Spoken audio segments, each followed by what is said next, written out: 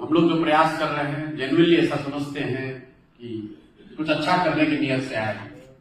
कर पाए ना कर पाए उसकी चिंता नहीं। टेढ़ा काम है, कठिन है, लेकिन 1-2 साल 2.5 साल जो हमने किया है, बहुत लोग अभी भी समझते हैं कि नहीं हो सकता है, लेकिन धीरे धीरे मेरा और ये समझ कर आए हैं कि कठिन काम है, नहीं होगा, आसानी से नहीं होगा। लेकिन नेट ये समझ लीजिए कि प्रयास हम करें या आप करें, प्रयास आज हो या 10 वर्ष के बाद हो, किसी न किसी बिहार के आदमी को ही करना पड़ेगा। लोग आज भी हैं, जागरूक हैं, निचले स्तर पे जिनके शरीर पर कपड़ा नहीं है, वो भी समाजवाद पर लंबा लेक्चर दे सकता है। यहाँ की मिट्टी की विचारधारा, राजनीतिक विचारधारा, इसमें कुछ सोच रखता है।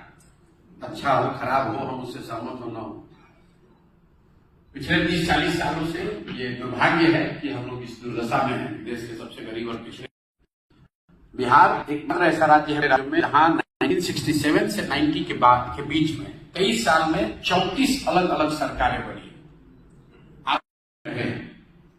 यहां पर परेशानी शुरू हुई 1967 से।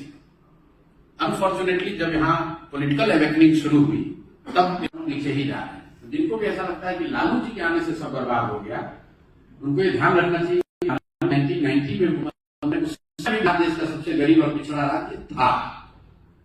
तो बहुत अगर गहराई से आप पढ़ेंगे कि कुछ तो ऐसा 100 साल आप टॉप पे रह सकते हैं, 100-2 साल आप पीछे भी छूट सकते हैं। तो मैं ऐसा मानता हूं कि बिहार में 1967 के बाद से आंकड़ों को आप देखिएगा, मैं 2 मिनट लूंगा। आप में से कई लोगों को, हम लोगों को लगता है कि लालू जी आए तो बिहार बिगड़ गया है। 2005 से 2012-13 तक Nitish Kumar stable, politically stable थे।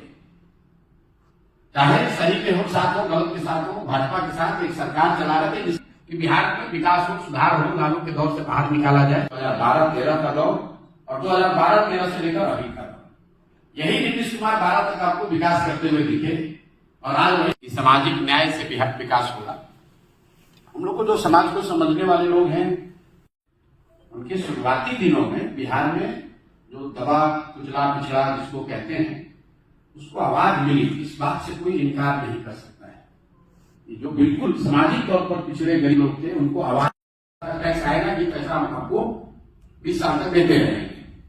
तो पहला तो यह है कि लिटरली ओवर 6 महीने 8 महीने में आप 5 लाख करोड़ रुपया इकट्ठा कर सकते हैं। लोग आपको जैसे बुलेट ट्रेन के लिए जो बात मैं आपको बता रहा था, 67 से 90 के बीच में 34 सरकार, 2012 से अभी तक, पिछले 2013 से अभी तक 10 होने के बाद एक उसका अनइंटेंडेड कॉन्सिक्वेंस ये रहा कि नीतीश जी को ऐसा लगा कि अब हम प्रधानमंत्री बन सकते हैं।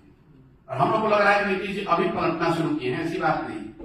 आप ध्यान कर रहे हैं उन राज्यों में जहां पर उद्योग धंधे लग रहे हैं, जहां पर व्यापार हो रहा है। इसका असर क्या हुआ?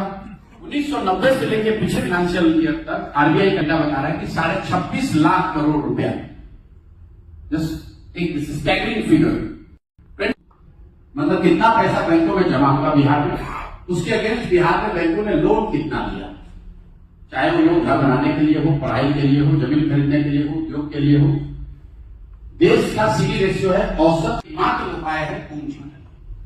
उनको अगर पूंजी हो तो वो अपने जीवन को बेहतर बना सकते हैं। बिल्कुल एक क्रूड एग्जाम्पल समझिए।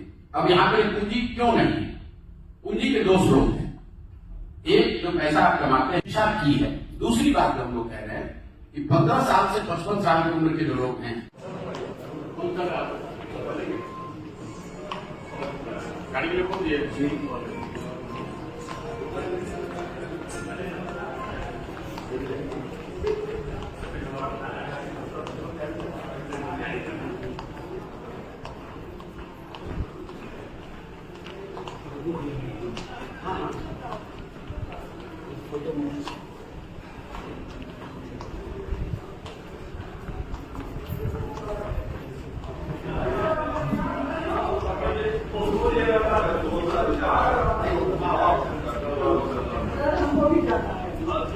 और एक थर्मल में जाना।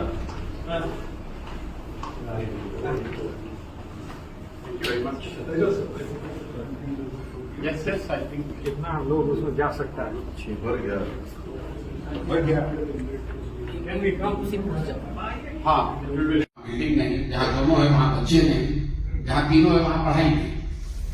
तो हम लोग की सोच ये है कि बिहार में करीब करीब 5 लाख करोड़ रुपए, जब आप पटना में हैं, दिल्ली में हैं, तो स्कूल आपके घर के बगल में मिल जाता है, आधे घंटे स्कूल बस से गया वहां पहुंच गया।